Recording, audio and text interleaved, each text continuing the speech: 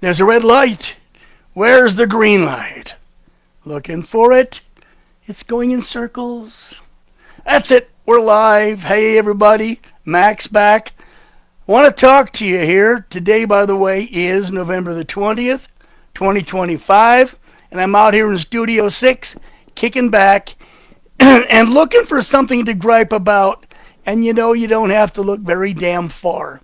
I want to gripe about who's on the road and why are they there? I mean, what the hell is this? Are they just handing out driver licenses like Cracker Jack's prizes? Look, the question here is, who should be allowed to drive? Who should be stopped? Who should be prevented? Because we're entirely too lenient about driver license issuance and traffic laws. Operating a motor vehicle, well, that is an enormous responsibility. You're in command of thousands and thousands of pounds of glass, rubber, steel, and plastic hurtling down the road at any speed from 10 miles an hour, yeah, right, to 100 miles an hour. Do you understand? God help us if we're doing that and we're drunk. I think the term is impaired. Or God help us if we're texting on our phones, shooting the shit with someone next to us, or reaching down on the floorboards to pick up a French fry you dropped. Do you understand? When you get behind the wheel, it's not just your life. You can die, no one gives a shit. It's the lives of the people around you. It's their property. It's everything you're endangering. You understand something? The United States of America has the highest DUI, that's driving under the influence rate, in the world. How is it? It is so high. Oh, God. Well, let me tell you, if I can reach it, let me reach out there, go way out there on the wire. See how good my arms are? I did it. Hold it. I'm reaching into the fridge for a Pepsi. Wet my whistle, I'll talk better. Thanks for putting up with me. Here. Oh, that is some good stuff. I love my Pepsi. Let's get back to it now. Oh, that was good. Let me hit the button. Okay, now we can go. Now we're real. Here we go. Look, we have the highest DUI rate in the world because we don't treat it as anything serious. Not nearly as serious as other countries. You understand, this is a potentially deadly infraction, and we treat it like another ticket. Punishment often equates to a slap on the wrist, even if somebody has been injured. Hell, unless somebody actually dies, a DUI is easy enough to soft pedal through the courts. You cripple somebody, they sue you. This is America. We sue everybody. Yeah, find his phone number and call the number. You know what I'm talking about.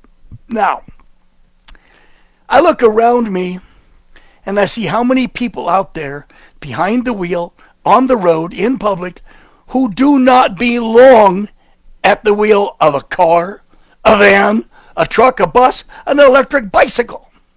The idiotic and totally asinine maneuvers they perform stand as testament to a government that is handing out driver licenses like cotton candy at a carnival. It sucks. We really need to stop it. Look, how about entering traffic? Is that so hard? You'd think so. As many times as people have almost sideswiped me and other people getting into traffic, I guess they're more important and they're gifted. They'll never get hit. Nobody will ever crash their car. Just ask these dumbasses when they pull into traffic. How about passing in traffic? Going around somebody? Let's see, you judge your distance, you judge your speed, you judge room you have ahead. You would think that would be natural. But these jackasses are moving in and out like a damn Frogger game. It's not as bad as it is in China, but good God almighty, what the hell is happening? If you can't enter traffic or pass traffic like a human being, then you shouldn't have a license at all. You don't have the skill. How about coming to a complete stop at a stop sign? Yeah, right. Home of the Boise rolling stop. Sort of slide in and go. Is that a bad thing? Well, apparently not, because nobody seems to care. If you blow through a stop sign at high speed and a cop happens to be there, there's never a cop when you want one. Keep on going. How about this? Stopping for a red light. You're coming up to the intersection. Light's green. You're driving along. Light's turning yellow, and you're still a couple 100 feet away from the intersection. Tap your brakes. Come to a stop. It's red. Wait. Light goes green. You go. But that's not how people do it anymore. That yellow light means step on it, baby. You can just make it. Green means go. Red means stop. Yellow means go for it. Warp factor 5, Mr. Scott. It makes my ass hurt. I'll go through a questionable yellow light. And I admit it. Damn thing was probably orange when I went through. A glance in the rearview mirror shows me 4 or 5 other people behind me going right through that intersection. Yeah. Okay. Keep these people in mind. Very important. Keep these jackasses in mind. We're going to talk about it in a few minutes. Okay, let's see. Courtesy on the road. How about slowing down and waving somebody into traffic? How about not blocking a driveway or an intersection while you're waiting for traffic to move? How about leaving that area open so people can get in and out of the neighborhood? Come on. That's called courtesy. Is it so hard? What is wrong with you? Come on. How about signaling before you change lanes? No, this is not the Indy 500. You're not going to brush bumpers with some jackass and win a loving cup and a bottle of champagne. That's not how it works. Oh, you make my asses hurt. You really do. You really do. What we need to do is get tougher about issuing licenses. We need tougher qualifications. We need tougher punishment for severe and stupid and severely stupid offenses. How about this? Raise the driving age to 18. Yeah, you 16-year-olds out there who are bitching at me, piss off. Raise it to 18. 18's the age where you can go in the military, where you can die for your country. 18 should be the age where you can buy alcoholic beverages and smokes legally. It should be. If you're old enough to die, you're old enough to have a pack of cigarettes. Another matter. Raise the driving license to 18. And a state-approved driving course. They got to pass an accredited driving school and be 18, or they cannot have a license. How about that? How about this one? Okay, let's move along. Talk about DUIs. It comes close to home here. Not me, but some loved ones met their end at the bumper of a DUI. But let's get into it. How about any DUI that's drunk, drugs, whatever, driving? How about this? No matter how little damage, no matter, even if you just bumped into a shrub in someone's yard, okay? 1 year suspension of driving privileges. Take the license away. I don't give a damn if he needs it for work. He shouldn't have taken his drugs or his alcohol before he got in the damn car. Any offense, DUI, a year. Oh, I'm strict. Let's go on. Any DUI involving injury, a great deal of property damage, something like that, 2 years suspension of a driver's license. 2 years, no license. How about a DUI that's a repeat offense? Doesn't matter if there's damage or not. A repeat DUI offender, 5 years suspension, 90 days in jail. How about a DUI involving death or dismemberment? Don't care if it's your first, second, third offense. 10 to 20 years in the state prison. And how about cutting, there's points on your license. Oh, you did that. We took off 2 points. Took off 3 points. I think it's 12 points, you lose your license, something like that. Every state's different. But how about cutting the amount of points in half tomorrow? Make a new law. If you got 12 points allowed, now you've only got 6. Anybody, everybody, cut the points. Make driving a little more of a precision exercise, okay? How about that? And how about this? Australia has a marvelous program. It's called the P plate.